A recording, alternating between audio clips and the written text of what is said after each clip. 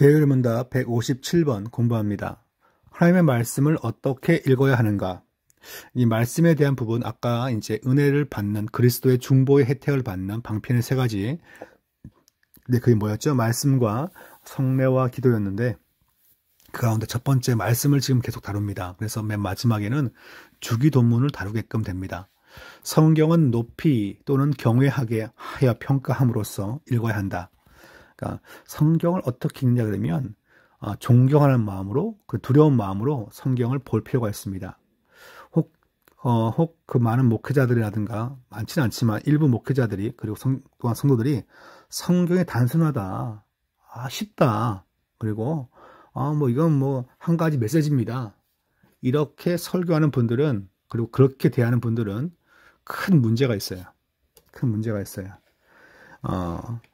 본인이 다 파악했다고 생각하는 거죠. 그러면 성령님은 어디 계시고 은혜는 어디에 존재합니까? 상당히 문제가 있습니다. 그러니까 존경하는 마음으로 읽어야 합니다.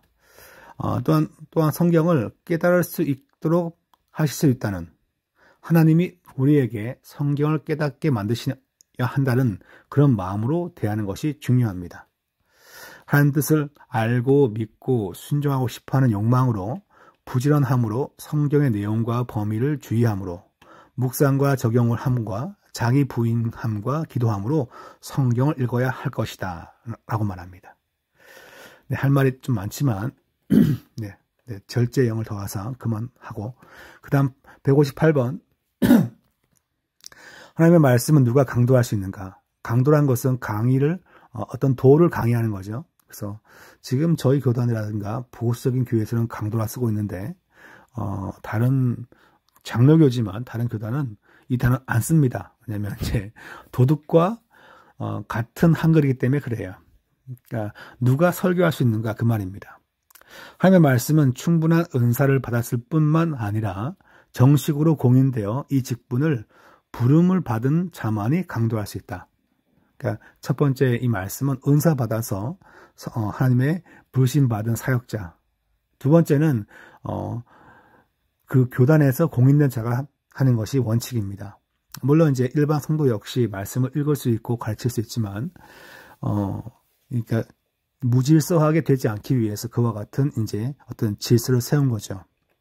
가령 이제 교회 강단에 있으면 교회 강단은 안수 받은 자만 그 위에 제가 설교하는 강단에 서는 것을 원칙으로 합니다.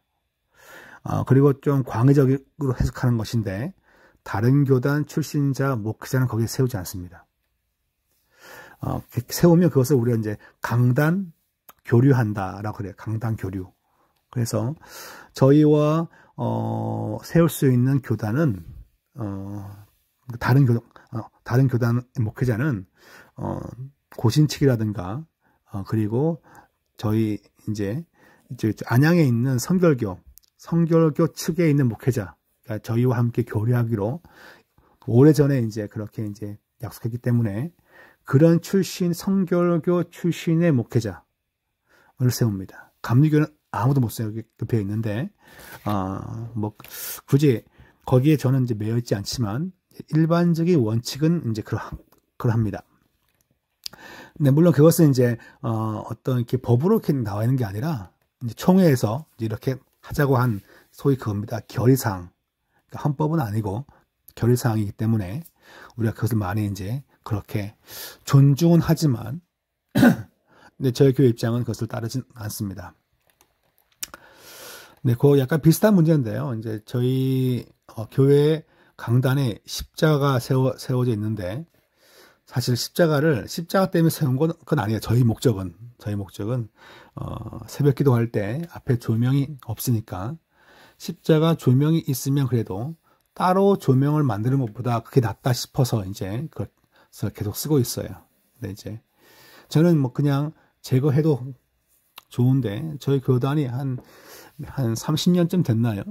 정확한 연수는 제가 지금 모르는데 한 40년쯤 된 것 같은데, 강단에 십자가 달지 말자고 그렇게 이제 총회에서 결의했어요. 예, 그렇습니다. 일단은 그건 이제 법이라 하긴 그러고 총회 결의사항입니다. 결의사항. 예, 159번.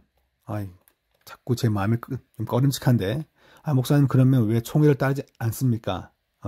총회의 결의를 존중하나 개별 교회는 개별 교회의 형편이 있는 것이고, 네, 그렇습니다. 예를 들어서 총회에서 연금을 가입하기로 다들 결의했어요. 근데 저나 그냥 원래 목사님이나 많은 분들이 연금에 가입하지 않습니다. 하도 가입하지 않기 때문에 매번 총회 때마다 좀 격려하고 있죠. 근데 우리는 총회 연금에 가입하지 않고 다들 그냥 개인 연금이나 다 노를 대비합니다. 그 목회자들에 대해서. 네, 그런 부분이죠. 그러니까 총회 결의 사항에 대해서 우리가 선별해서 한다는 말은 조금 이제 좀 부담스러운 말인데, 하여튼 그들의 결의를 우리가 존중하고 인정하지만 형편에 따라서 개별 교회의 결정도 중요하게 여깁니다. 예, 159번 강도하기를 부름받은 사람들은 하나님의 말씀을 어떻게 강도해야 할 것인가? 네, 저와 같은 목회자에게 이제 중요합니다. 첫 번째, 바른 도리를 강도하고 때를 얻든지 못 얻든지 부지런히 하고, 그다음에 명백히 사람의 지혜의 말로 하는 것이 아니라 성령께서 나타나심을 가지고 의지해서 하는 거죠. 그리고 충성스럽게 하나님의 전 도모를 알게, 그러니까 전 도모, 아마 띄어쓰기를 해야 되는데 제 생각에는 그런 뜻 같습니다. 지혜롭게 자신들의 청중들의 수요들과 재량들에 기울일 것이며, 청중들의 재량들의 귀를 기울인다는 말이 무엇일까요? 알아듣는 말로 하라는 거죠. 그러니까 주일학교 설교는 초등학교 한 2학년 정도 수준을 가지고 해야 되고, 그 다음에 중고등부 설교는 중학교 한 2학년 정도의 수준이 다 알을 만큼 말을 해야 합니다. 그렇지만 유치하지 아니한 것은 내용 자체가 영적인 내용이기 때문에 초등학교 2학년 수준으로 설교해도 6학년도 귀를 기울이거든요. 예, 그런 부분이 지혜롭게 각자 청중들에게 맞추어서 했는가, 그걸 분별할 수 있습니다. 열렬히 하나님과 그의 백성의 영혼들에 대한 뜨거운 사랑으로 할 것이며, 성실히 하나님의 영광과 그들의 회심, 건덕, 그리고 덕을 이제 건의하는 거죠. 아니야, 건덕이니까 건을 아마 건설하는 것입니다. 이렇게 미덕을 쌓는 겁니다. 구원을 목표로 삼고 그렇게 이제 설교할 것이다 말하고 있습니다. 그렇다면 말씀 듣는 자에게 요구되는 바는 무엇인가? 앞에서 목회자를 했으면 160번은 성도의 입장에서는 어떻게 들어야 하는가 그러죠. 첫 번째, 부지런히, 그리고 준비하고, 듣는 것도 준비가 필요하대요. 기도하고, 말씀을 청종하며, 청종이라는 것은 그냥 잘 듣는 것이 아니라 따르는 거죠. 듣고 따른다는 거거든요. 또한 들은 바를 성경으로 살피며, 다 맞는 거라고. 예, 설교자가 틀릴 수 있어요. 틀릴 수 있습니다.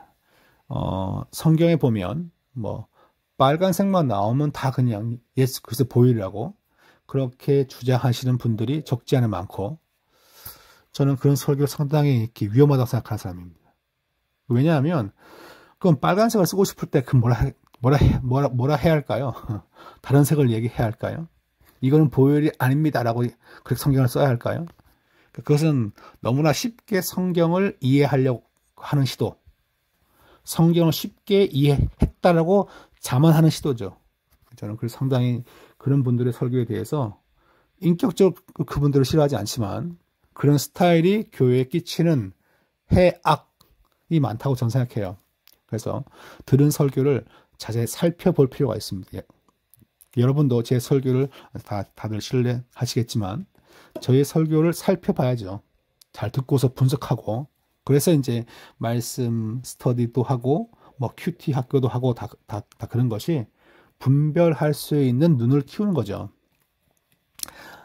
예전에 한 권사님이 저한테, 저희 교회 권사님은 아니고 다른 교회신데 저와 이제 알고 있는 사이입니다. 근데 이제 뭔가를 이렇게 보여주면서, 목사님 좀 이상하지 않습니까? 제가 신학을 공부한 사람도 아니지만 그래도 약간 권사 짬밥이 있는데 이것은 저희 교단 건 아닌 것 같아요 라고 저한테 보여주는 거예요.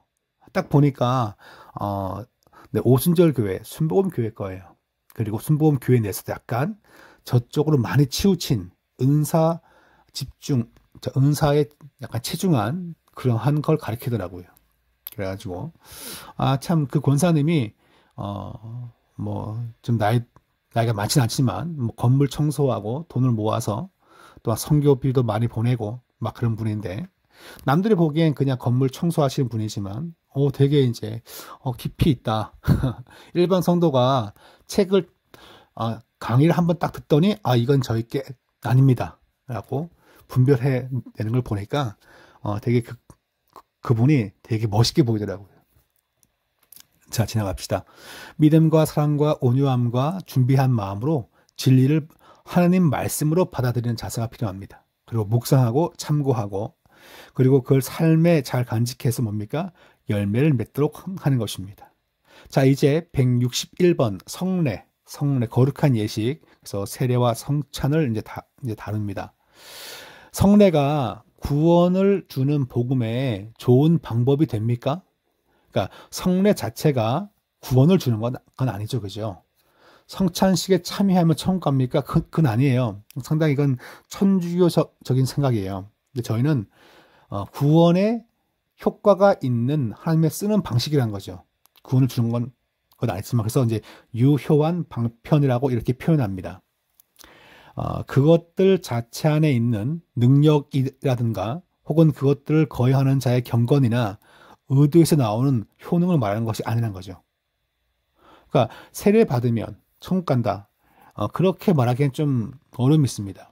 물론 그가 믿음으로 받고 믿음으로 받아들이고 신앙 고백을 했다면, 그리고 그 고백이 진실한 고백이었으면 그는 예수를 고백함으로 의로운 자가 되었고 하나님의 자녀가 된 것이고 구원을 받게끔 될 것입니다. 그렇지만 세례 자체 받으면 누구라도 그냥 즉석에서 천국 간다.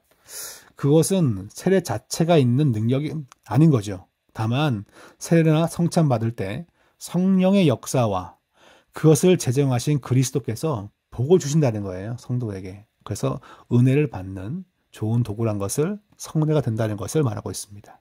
성령님께서 역사하시고 그걸 제정하신 예수 그리스도께서 그 가운데 은혜를 주시고 복을 준다는 겁니다. 세례가 무엇입니까? 세례.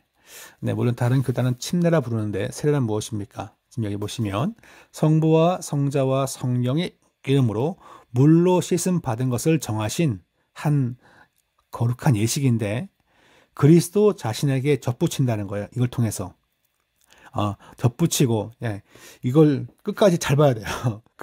자, 그리스도에게 덧붙이고 죄 사함 받고 영으로 거듭나고 양자가 되어서 영생에 이르는 것을 우리는 부활이라 하죠. 부활. 그것을 보여주는 외적인 사인이에요. 사인. 그러니까 우리는 이건 그냥 예식이니까, 이 예식은 뭡니까? 무언가 의미를 담고 있죠. 예식 자체가 젖붙임과 제사함과 거듭남과 부활을 말하는 건 아니에요. 부활을 주는 건 아니고 이걸 받는다는 것을 보여주는 사인이에요. 사인, 표, 인침. 그러니까 말 엉덩이에 도장을 꽝 찍으면 그건 말은 내 거죠, 그죠? 그것처럼 외적인 표시를 드러내는 거죠. 근데 도장 찍었다고 내 건가요? 내 거니까 내 거지. 제 말이 상당히 짧고 그 다음에 약간 농담 같지만 요 설명을 잘 하고 있는 것입니다. 그 말이 내 거니까 내 건 거지 도장 찍었다고 내 건 아니죠. 그렇지만 찍음으로 말미암아 무엇입니까? 외적으로 하나님께서 정하신 이 예식을 통하여서 하나님의 백성 된 걸 드러내는 표시가 된 거죠. 그러므로 저희는 이것을 마치 천주교처럼 젖붙이고 죄사함과 거듭남과 부활을 주는 기능이다 라고 말하지 않습니다. 그래서 천주교는 이제 구원을 위해서 반드시 영세 받아야 한다, 그렇게 말하는 것이고, 우리는 이미 받은 사가 겉으로 드러내는 표시다. 근데 이게 이제 침례교나 그 예전에 제세례파 같은 걸 지금 이제 기독교 교단에서 지금 공부하고 있는데, 그 책에서 그렇게 형식적으로 볼 것이냐, 그냥 상징주로 볼 것이냐, 그러지 않습니다. 세례할 때, 성찬할 때 아까 나왔듯이 성령님의 감화와 예수 그리스도의 은혜를 부어주심이 있다는 거죠. 그래서 자, 뒤에 아마 설명 나올 텐데 읽어봅시다. 이로써 세례받은 자들은 엄숙히 유형적 교회에 가입하게 되어 전적으로 오직 주께만 속한다는 약속을 공개적으로 고백합니다. 자, 그 다음 봅시다. 누구에게 세례를 베풀 수가 있는가? 그런 질문인데, 네. 아무한테는 베풀 수 좀 없습니다. 자, 그리스도를 믿는 믿음과 그에 대한 순종을 고백하기까지는 유형적 교회 밖에 있어 약속의 언약의 외인인 자들에게는 세례를 베풀 수 없으나 군대에서 손들고 세례 주거든요. 이게 상당히 신학적으로 문제가 상당히 많아요. 네. 근데 군복이 하는 말이 지금 한국은 약간 전시 상황이니까 빨리 줘야 한다고. 말 같지 않은 논리. 예, 네. 신앙 고백을 해야죠, 그죠? 신앙 고백을. 다 컸는데. 자, 그리스도를 믿는 믿음과 그를 향한 순종을 고백하는 양친. 그러니까 작년. 내가 이제 어른 되었기 때문에 예수를 믿는 신앙과 순종을 고백하면서 받아야 하고, 혹은 이제 이런 사람들이 있으면 이런 사람들에게 있는 자녀도 함께 무엇입니까? 언약 안에 있다는 거예요. 언약 안에. 언약이란 것은 얘가 구원받을 것이라고 하나님이 그렇게 했으면 뭡니까? 그 가정 자체가 자동적으로 자녀가 예수를 믿는 건 솔직히 아니지만 믿게 될 것으로 언약이 되어 있다면 우린 모르지만 그러면 걔도 언젠가는 무엇입니까? 시간이 되어서 믿겠죠, 그죠? 그러기 때문에 우리는 뭐 할까요? 이제 그걸 미리 주는 것입니다. 그럼 목사님, 걔가 구원 안 받기로 그렇게 작정되었으면 그건 어떡합니까? 그럼 구원 안 받는 거죠. 그러니까 우리는 약간 이렇게 세례를 침례교처럼 신앙 고백을 해야 된다. 반드시 어린 아이도. 그러면 이제 제가 그 침례교와 늘 함께 싸웠던 내용. 그러면 어른 성도의 나이가 충분히 되었지만 IQ가 한 60밖에 되지 않는다. 말은 할 수 있고 돈의 개념이 약간 있지만 사회생활을 못한다. 이런 친구에게 신앙 고백을 요구할 수 있느냐? 상당히 좀 어렵죠, 그죠? 그러니까 신앙 고백을 충분히 할 수 있는 그런 자녀도 있지만 신앙 고백을 평생 할 수 없는 자도 있어요. 신실하게 이걸 점검할 수 없는. 그래서 구원받기로 작정된 자라면 그의 자녀가 성장하여 나중에 신앙 고백을 할 것이기 때문에 지금 이제 이 아이도 예수 그리스도 안에서 성장하는 것이 필요합니다. 라는 마음으로 유아 세례를 줍니다. 설명이 이제 이거 하면 좀 더 길어지게 되는데 아마 기독교 교파 책에서 제가 설명을 많이 했는데 또 여기서 설명하면 많이 길어집니다. 나중에 여러분은 그 책을 꼭 함께 안 보시는 분들이 대부분인데 꼭 공부해 보시길 바랍니다. 167번까지 아마 하면 시간이 될 것 같아요. 무지기다. 자, 우리의 세례를 어떻게 잘 사용할 수 있는가? 그랬을 때 우리는 세례를 뭡니까? 많이 소홀히 해온 바 세례를 잘 사용하는 의무는 우리는 평소 동안 이행할 것이니 특별히 시험 당할 때, 딴 사람이 세례 받을 때, 내가 시험 당했을 때, 그리고 세례 받고 있는 자리에 참석했을 때, 세례의 성질과 그리스도가 제정하신 목적, 그것에 우리에게 주어지고 보증된 특권과 혜택, 그다음 행한 엄숙한 서약 등을 심각히 감사히 고찰함으로써 우리의 죄악된 더러움과 세례, 은혜 및 우리의 약속들의 미급 또는 역행하는 것 때문에 겸손하여질 것으로서 그 성례 안에서 우리에게 보증된 죄사함과 다른 모든 행복에 대한 확신을 우리까지 성숙함으로써 우리를 향하는 세례받는 그리스도의 죽음과 부활로부터 힘을 얻어 죄를 억제하며 은혜를 소생시킴으로써 그리고 신앙으로 살기를 세례받음으로 그리스도에게 자기들을 의름을 바쳐 버린 자들로서 거룩함과 의로운 생활을 살기를 같은 성령으로 세례받아 한 몸 이룬 자들로서 형제의 사랑을 행하기를 노력함으로써 할 것이다. 말이 좀 긴데 우리가 세례받는 그 자리에서 세례의 본래 목적을 상기하고 그렇게 우리가 그 세례 예식에 참여해야 한다는 것이고 그러면서 나 역시 세례받았을 때처럼 마음을 되새기면서 영적으로 다운되었던 부분들을 다시 회복하는 거죠. 그리고 함께 세례받게 된 자, 세례받게 되는 지금에 있는 그 세례자들과 함께 영적인 교제, 형제 사랑을 또 경험할 수 있다. 그렇게 설명하고 있습니다.